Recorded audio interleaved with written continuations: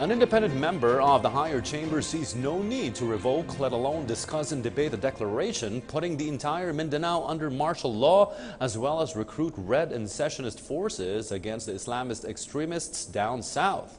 The recent acquisition and the classification of a video material documenting the planning stages of the city's takeover more than suffice for the president's decisive action to resort to this extraordinary measure. Sweden Velado has more in this report. The battle between government troops and the Maute Group might end soon.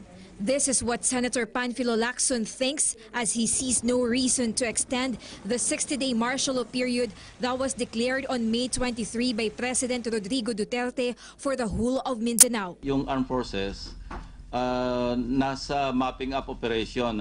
Ang announcement naman nila, nasa mga 90% control na uli nila yung Marawi City. Under the Philippine Constitution, the Senate must convene within the 60-day martial law period to revoke or affirm it. Senator Lacson maintained it was a good call to declare martial law in Mindanao, and he supports it, especially after watching the video footage showing how the militants plotted its attack in Marawi City. Article 134 of the revised penal code defines rebellion or insurrection as rising and taking arms against the government, its laws, and its territories.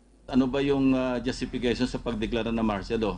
Hindi ba rebellion at saka o kaya invasion? Meanwhile, Lacson is not in favor of New People's Army and Moro National Liberation Front joining our military forces in fighting the Maute Group.